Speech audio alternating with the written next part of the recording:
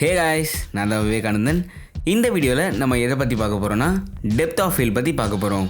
Depth of ஃபீல்டுறது ஒரு ஃப்ரேமில் எந்த பார்ட் எப்படி ஃபோக்கஸில் இருக்குது, லைக் ஷாலோ ஃபோக்கஸில் இருக்கா ஆர் டீப் ஃபோக்கஸில் இருக்கான்றது தான் டெப்த் ஆஃப் ஃபீல்டுன்னு சொல்லுவாங்க. ஸோ இந்த டெப்த் ஆஃப் ஃபீல்டை அச்சீவ் பண்ணுறதுக்கு மெயின் ரீசன் என்னென்னு பார்த்தீங்கன்னா அப்பர்ச்சர் வேல்யூ. லைக் நம்ம அப்பர்ச்சரை ஃபுல் ஓப்பன் பண்ணி கேப்சர் பண்ணும்போது, அதாவது 1.4 வச்சு விஷுவலாக கேப்சர் பண்ணும்போது நம்மளுக்கு நேரோ டெப்த் ஆஃப் ஃபீல்டு கிடைக்கும். இதே நம்ம அப்பர்ச்சரை க்ளோஸ் பண்ணி கேப்சர் பண்ணும்போது, அதாவது 16 or 22 வச்சு விஷுவலை கேப்சர் பண்ணும்போது நம்மளுக்கு லார்ஜர் டெப்த் ஆஃப் ஃபீல்டு கிடைக்கும். அண்ட் இப்போது ஃபோக்கஸை பற்றி பார்க்க போகிறோம். டோட்டலாக 6 டைப்ஸ் ஆஃப் கேமரா ஃபோக்கஸ் இருக்குது. என்னென்ன இருக்குன்றதை பார்க்கலாம். ஃபர்ஸ்ட் நம்ம பார்க்க போகிறது டீப் ஃபோக்கஸ். டீப் ஃபோக்கஸ்னால் ஃப்ரேமில் எல்லா பார்ட்டும் ஷார்ப் ஃபோக்கஸில் இருக்கும். Like foreground, mid ground, background, இந்த எல்லாமே ஷார்ப் ஃபோக்கஸில் இருக்கும். டீப் ஃபோக்கஸ் எப்போ யூஸ் பண்ணுவாங்கன்னு பார்த்தீங்கன்னா, ஒரு சீனில் குரூப் ஆஃப் பீப்புள் இருக்கும்போது அவங்க எல்லாரையும் ஃபோக்கஸில் காட்டுறதுக்கு, or multiple play foreground or பேக்ரவுண்டில் நடக்குதுன்னா அது எல்லாத்தையும் ஆடியன்ஸ்க்கு ஒரே ஃப்ரேமில் கன்வே பண்ணுறதுக்கு டீப் ஃபோக்கஸ் யூஸ் பண்ணுவாங்க. ஒரு ஷாட் டீப் ஃபோக்கஸில் இருக்கும்போது அந்த ஃப்ரேமில் நடக்கிற எல்லா பிளேவையும் ஆடியன்ஸால் ஈஸியாக நோட்டீஸ் பண்ண முடியும். டீப் ஃபோக்கஸ்க்கு யூஸ் பண்ணுற அப்பர்ச்சர் வேல்யூ என்னன்னு பார்த்தீங்கன்னா F16லேருந்து F22 வரைக்கும் யூஸ் பண்ணுவாங்க. அண்ட் மோஸ்ட்டாக அட்மாஸ்பியர் எஸ்டாப்ளிஷ் பண்ணி காட்டும் போது டீப் ஃபோக்கஸ் யூஸ் பண்ணுவாங்க. அண்ட் நெக்ஸ்ட் நம்ம பார்க்க போகிறது ஷாலோ ஃபோக்கஸ். ஷாலோ ஃபோக்கஸ்னால் ஒரு ஃப்ரேமில் பர்டிகுலர் பார்ட் ஆர் போர்ஷன் மட்டும் ஃபோக்கஸில் இருக்கும் அண்ட் மற்றதெல்லாம் அவுட் ஆஃப் ஃபோக்கஸில் இருக்கும்.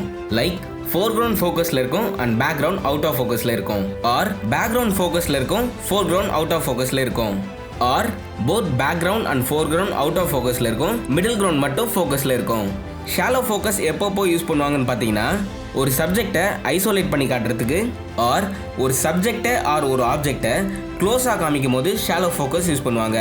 அண்ட் ஷாலோ ஃபோக்கஸ் யூஸ் பண்ணி போக்கே எஃபெக்ட்டும் கிரியேட் பண்ணுவாங்க. எப்படின்னு பார்த்தீங்கன்னா, அப்பர்ச்சர் வேல்யூவை 1.4க்கு செட் பண்ணி நம்ம விஷுவலை கேப்சர் பண்ணும்போது லைட் வந்து சாஃப்டாக மாதிரி போக்கே எஃபெக்டில் தெரியும். அண்ட் நெக்ஸ்ட் நம்ம பார்க்க போகிறது சாஃப்ட் ஃபோக்கஸ். சாஃப்ட் ஃபோக்கஸ்னால் எந்த போர்ஷன் ஆஃப் த ஃப்ரேமோ 100% ஃபோக்கஸில் இருக்காது.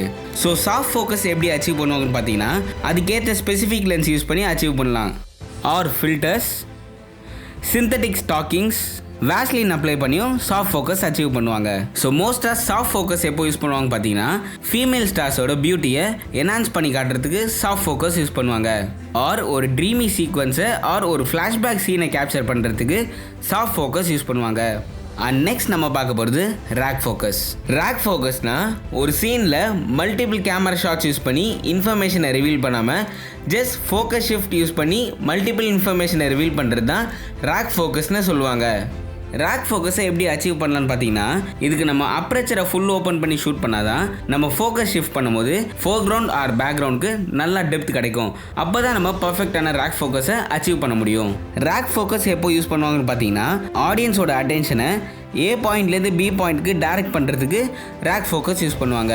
ரேக் ஃபோக்கஸிங்கோட ஸ்பீடை எப்படி நம்ம டிசைட் பண்ண முடியும்னு பார்த்தீங்கன்னா, அந்த சீனோட இன்டென்சிட்டியை பொறுத்து தான் ரேக் ஃபோக்கஸிங்கோட ஸ்பீடை நம்மளால் டிசைட் பண்ண முடியும். லைக் நார்மல் கான்வர்சேஷன் சீன்னா ஸ்மூத்தாக ஃபோக்கஸ் ஷிஃப்ட் பண்ணுவாங்க, ஆர் ஒரு இன்டென்ஸான சீன்னா குயிக்காக ஃபோக்கஸ் ஷிஃப்ட் பண்ணுவாங்க. நெக்ஸ்ட் நம்ம பார்க்க போகிறது ஸ்ப்ளிட் டயோப்டர். ஸ்ப்ளிட் டயோப்டர்ன்றது ஒரு லென்ஸ் ஃபில்டர்.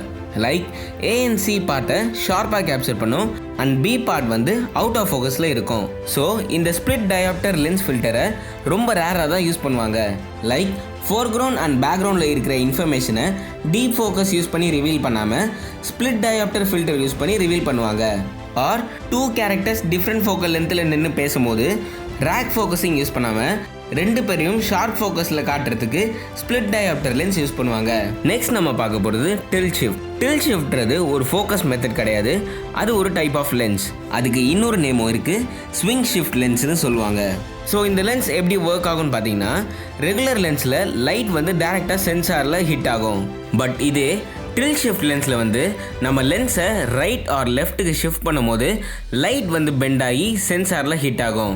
ஸோ இந்த மாதிரி ஆகும்போது லென்ஸ்க்கு ஸ்ட்ரைட்டாக இருக்கிற போர்ஷன் மட்டும்தான் ஃபோக்கஸில் இருக்கும், ரெஸ்ட் ஆஃப் த பார்ட் எல்லாம் அவுட் ஆஃப் ஃபோக்கஸில் இருக்கும். அதனால் இந்த லென்ஸ் வந்து எல்லா டைப்ஸ் ஆஃப் ஷாட்ஸ்க்கும் யூஸ் பண்ண முடியாது, ஸ்பெசிஃபிக் டைப்ஸ் ஆஃப் ஷாட்ஸ்க்கு மட்டும்தான் டில்ட் ஷிஃப்ட் லென்ஸ் யூஸ் பண்ண முடியும்.